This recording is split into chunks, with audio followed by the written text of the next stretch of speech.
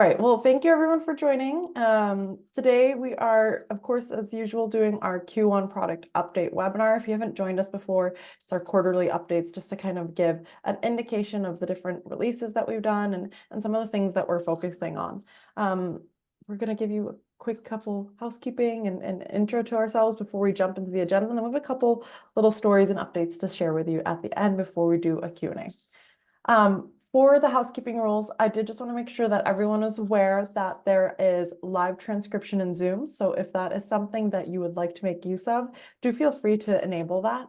The recording will, of course, also have closed captioning. So if you, for whatever reason, cannot stay on the entire time, or you'd like to share this with somebody afterwards, we will send the recording and the slides after the session. And then, of course, we always encourage questions of all kind.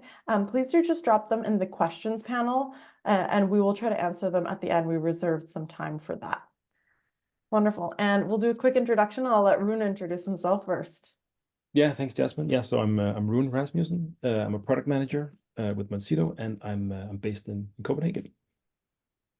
And my name is Jasmine de Guzman, and I'm the Director of International Marketing.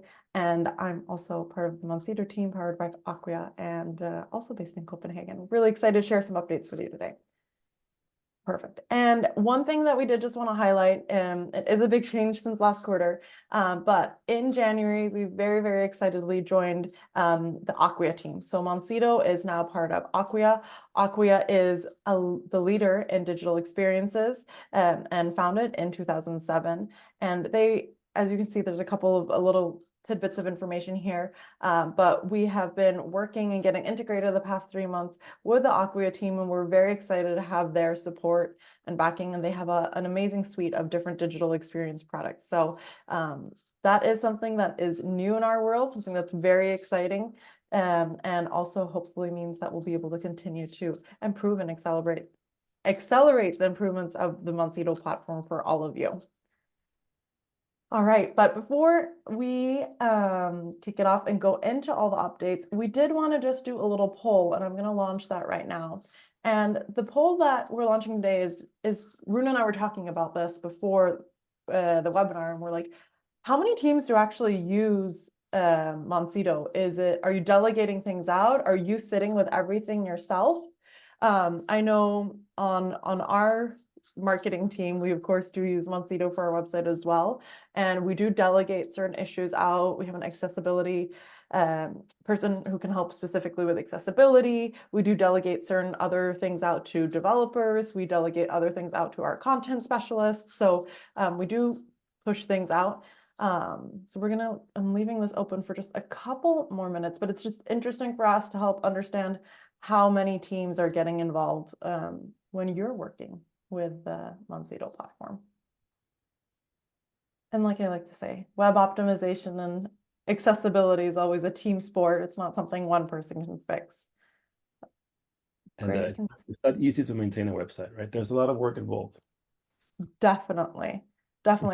Maybe a small 10-page website one person can maintain, but the reality is most websites have far greater number of pages these days, right? So True.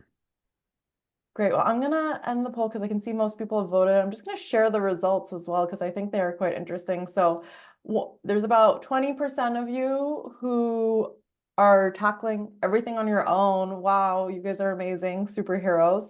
A couple of you, 2 teams that you're delegating out, but it's amazing to see actually that more than a third of you, 36%, you're delegating issues out amongst more than 5+ teams. If you're willing, I'd love to hear in the chat which teams those are. Is that web, UX, development, and content, or is it other teams? So if you're open to sharing, I'm very curious and would love to hear that. All right, I'm going to stop sharing those poll results now. Thanks so much for your feedback. And with that, I'm going to hand it over to Rune to jump into the different highlights for today. Yeah, thank you for that, Jasmine. Yeah, so I'll be walking through some of the recent improvements we've made to the Monsido product first, and then I'll also be talking a little bit about some of the things we have in the pipeline for the next quarter, for Q2. But let's start off with some recent improvements. So we've added a new language to Monsido, so it's now possible to use the product in the Norwegian language, if that's relevant for you. So we have translated the main user interface. That's the one you access from new.monsido.com.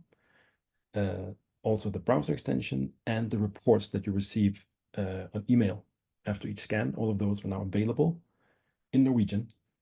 And you can at any time go in any of these components and change the language to your liking. I'll just show you how you do that, so you know. So I'm just going to show you here. This is the Monsido main UI, and you can go in and update your profile. There's a language selector dropdown, and in here you can select the language that you want to use the interface in, for example, Norwegian. And once you save, you can see that all the text strings have been transformed now. They're showing in Norwegian in this case. And whatever language you select in the UI is also synchronized with the extensions. You can see now the extension is also showing in Norwegian, but you can also go in on the actual extension and set the language in there, and that will synchronize back, right? So they're just in sync, the two. That makes sense. And for reports, you also have an option here to select the language you want in this dropdown. And the way this works is that your browser actually remembers your language preference. So if you open one report and set it to Norwegian, any other report you open in the future will also be in Norwegian, right? And we'll continue to do that until you change the language again. So that's how it works. It remembers your preference. All righty. Then moving on, if I can, yeah. So those of you who've been following these webinars with Jasmine and myself, you probably know that we are in the process of updating all of our Monsido reports. So reports, you can subscribe to reports in the Monsido user interface. And that means that you will receive that report at the end of each scan, or after each scan is completed, you will receive these reports by email if you've subscribed to them. And we are in the process of redesigning all of them and adding new functionality as well. And in the past few months, we have updated the quality assurance summary report, the pages with QA errors, and the broken link summary report. So all quality assurance related reports, they've been updated. And this update introduces a new design. So it's like a more modern design. It makes the reports more responsive. So if you're reading them on your phone, you'll have a good experience there. We have introduced multi-language support, like I just showed you with Norwegian, for example. And we're also making the reports more interactive.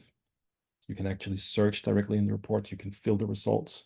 You can sort data without having to log in to the actual Monsido user interface. I'll just show you an example of how you subscribe to a report in case you don't know, and we'll also take a quick look at one of these new reports. So again, we are in the Monsido interface here, and we go to the report center in the top navigation. In here, you have a list of all the reports that are available, divided by module. And to subscribe to a report, you just click this calendar icon, and you select which domains you want to receive the report for.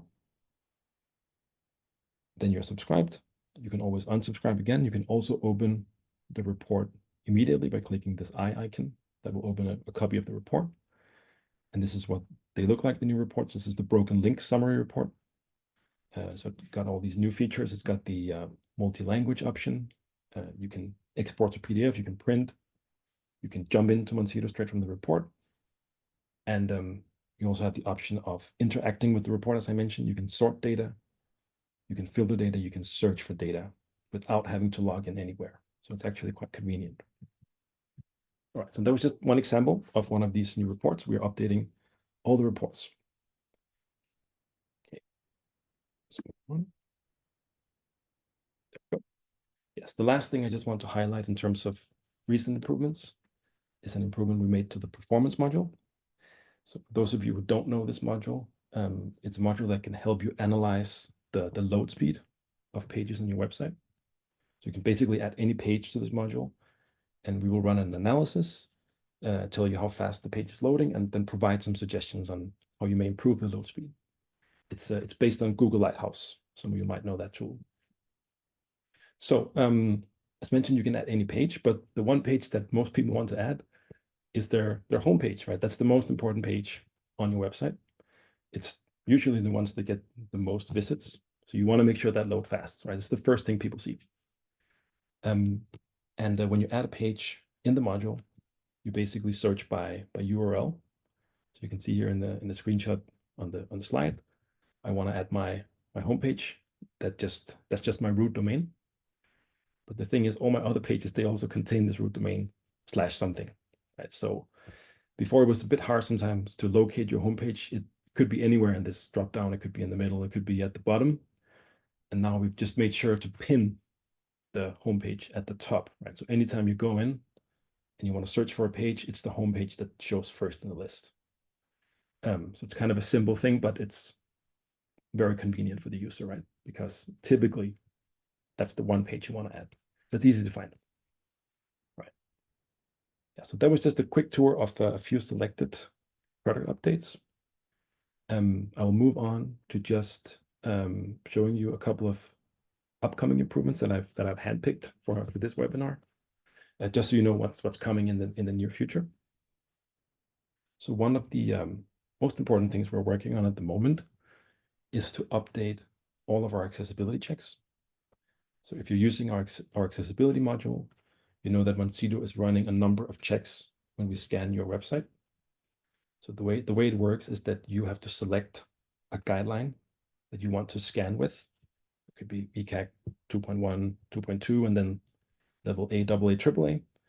And depending on what you select, we run a number of checks to provide a compliance report and a compliance score for you for the guideline that you selected. Some of these checks, they're confirmed errors. That means we're able to determine with a computer that, yes, there's an error here, right? A very simple example of this is like, does an image have an alt text? Yes, no. That's pretty easy for a computer to determine. But there are other checks where human review may be required if it's something more complicated. And we call these checks review checks. And the goal of this update is to go through every single check and see if we can improve it so that we can make them confirmed errors rather than reviews. Because what that means for you is that you will have less things on your list to review, right? If we can confirm, yes, this is an error, we're 100% sure, something you have to fix. Right? If it's a review check, you have to go in and determine, is there an error?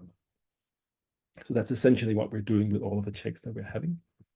Going through each one, see what we can do to optimize it. We will release updates continuously for this. And that also means when we're changing these checks that your compliance scores may change as a result. So what we're doing is that we're providing some annotations in Monsido, right? So when you go to the accessibility module or the history center, you can see a chart of your scan history. And every time we made an update, we put like this orange line in there to clearly show like, hey, at this point in time, Monsido did something and it may or may not have affected your score. You can click on the line and you can get like it opens a change log basically, where you can see what happened, what changed, right? Just to provide transparency. As part of this update, we're also releasing the final version of VCAC 2.2. So this guideline was published, the final version by W3C recently. We have had a draft available for our customers for a long time, and we're updating that so it matches the final version that's been released. So that will become available for you as well. Those of you who are on the draft version at the moment will automatically be migrated or upgraded to the final version, right? So you don't need to do anything. I'll also just note, we will send out an email when the WCAG 2.2 is officially released so that you're aware as well. And we'll also put out an in-tool banner so you're aware. So don't worry, there will be a notification because we know this is a big change for a lot of people and a very exciting one. So we will make sure that you are informed. Yeah, thank you for jumping in with that, Jennifer. Good point. All righty. Cool. The last thing I want to highlight in terms of upcoming features is one of the reports that we are revamping at the moment. It's called the Domains Overview Report. And some of you might not know this report, actually, that it exists, but it's very useful, and we want to make it even more useful for you. It's useful for anyone who has more than one domain in their account, I would say, and that's probably most of you, to be honest. because this is the only report we have that actually works cross domains, right? The other reports is per domain. If you want, a list of accessibility errors, you have to get, a report for each domain individually. But this one actually shows data across all the domains in your account. So if you have 100 domains, it will have 100 rows, one for each domain.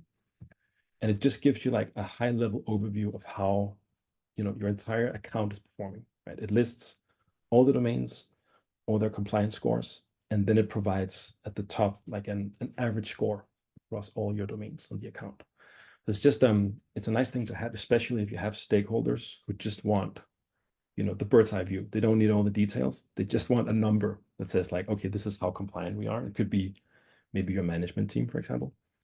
This is a nice report to send to them, right? You can just forward them the email. They don't need a Monsido account to open the report. They can just open it. They can get the bird's eye view, right? And maybe that's all they need. So it's actually a really nice report that works across domains. And we'll be releasing an update to that very soon. So stay tuned for that as well. And that was actually my update, Jasmine. So I'll hand it back to you. Awesome. Thank you so much, Runo. Very excited about that domain overview report. I know I'll definitely find it useful as well, just to have that overview and continuously monitor it. So that'll be great. Awesome. Well, I was going to go into a couple of just customer stories. I wanted to just share a couple of good examples that I heard about recently. So the first example we had, and this is something that might be familiar to some of the rest of you, was that we had a customer who approached our customer success team because they had a term that always needed to have a registered trademark, a footnote included.